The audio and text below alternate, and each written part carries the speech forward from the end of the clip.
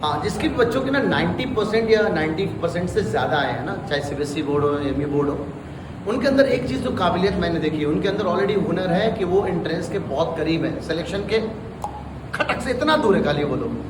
अब इतना दूर से इतना दूर आने के लिए उनको 10 दिनों में बहुत मेहनत करनी है, इस तरह से मेहनत करनी है कि उनके अंदर एकेडमिक स्किल बहुत अच्छी होती है और एकेडमिक्स में बहुत अच्छे हैं बिकॉज उन्होंने 10th बहुत अच्छे से पढ़ा हुआ है। अब वो 9th हम लोग पढ़ा ही रहे हैं, 9th हम लोग लास्ट टाइम पे पढ़ा रहे हैं, इसलिए पढ़ाते हैं 9th में ताकि रिसेंट रहता है, चीज़ें एकदम दिमाग में रहता है और एग्जाम के एकदम करीब रहता है, तो 9th बहुत अच्छे से पढ़ रहे होते हैं। लेकिन कुछ लोग हार मान जाते हो, क्लासेस आना बंद कर देते हैं। जो हार माने में बिल्कुल लौट के आओ, क्योंकि 9th का पार्ट तुम्हें इंट्रेंस में निकाल के ले जाता है। तुमने 50% तो अपना तैयार कर लिया 10th, बिकॉज तुमने 90% लाया, यानी ऑलमोस्ट 90% चीज़ें तुम्हारे दिमाग में है और हमने ऑलरेडी तुम्हारा 10th को और अच्छा कर दिया है। जो मिसकंसेप्शन वाली चीज़ें थे, पॉइंट वाली चीज़ें थी, वो सब मैंने आप लोगों का क्लियर कर दिया।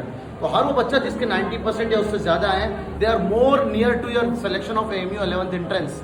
एंड व्हाट द लास्ट 10 दिनों में उनको क्या करना चाहिए?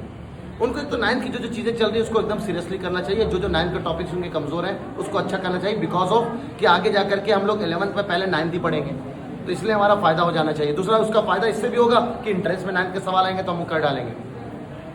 तो अगर 50% में हम 40% सवाल 10th का कर लेते हैं और अगर 50% में हम 20%, मतलब 9th का 50% सवाल आएगा, उसमें अगर हम 20% भी कर लेते हैं तो 60 + 20 इज अराउंड 60% से ज़्यादा मार्क्स। तो एमयू में 60% ज़्यादा मार्क्स पे कितनी रैंक आती है? टॉप 100 में रैंक आती है। तो बस यही सब चीज़ें हैं जो हमें प्लानिंग लेकर के चलना होता है। और लास्ट के 10 दिनों में यानी भी हमारे पास 5 दिन बचा हुआ है। 5 दिन मतलब before we start our MTS है ना, मिनी टेस्ट सीरीज, जो हमारा 5 टेस्ट होने वाला है, उसको तो एकदम ऐसे देना है कि भाई इस MTS से पहले मेरी पूरी तैयारी हो चुकी है, पूरा सिलेबस कंप्लीट हो चुका है। नहीं हुआ तो 3 दिन जी जान एक करके अपना सिलेबस कंप्लीट करो, बिकॉज 18 तारीख तक हम लोग भी अपना सारा सिलेबस फिनिश करने वाले हैं।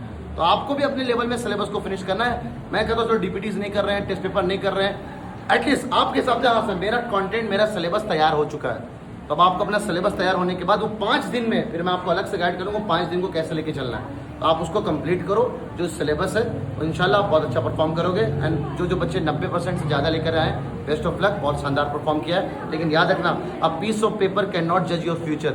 ये परसेंटेज अच्छे लाने से ये मतलब नहीं है कि आपका लाइफ एकदम कम्प्लीटली फुलफिल हो चुका है। Still many more stairs to go on, इसलिए भी ध्यान रखेंगे और मेहनत करेंगे।